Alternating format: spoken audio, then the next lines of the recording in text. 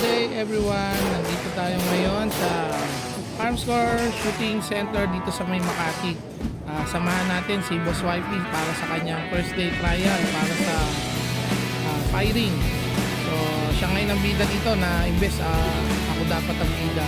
So ito, nakikita mo tinuturuan siya ng isa sa mga trainer dito sa Armscore. So tingnan natin kung ano mangyayari. Ito lang. Wala pa mo pala. Oh, okay. Bigyan mo po. Pantay mo po yung front side, rear side. Ito na palapit eh. Fire!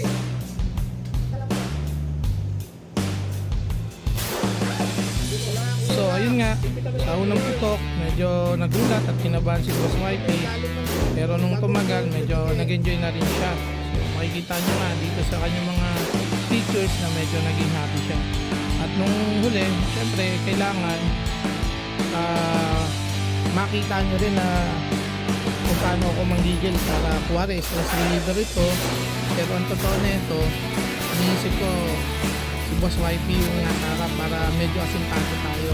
Dito lang tayo pwedeng bumawi, hindi naman tayo makakabawi sa ibang bagay. Kasi pagdating sa bahay, siya pa rin ang bida at ako ang kontrabida. So thank you po.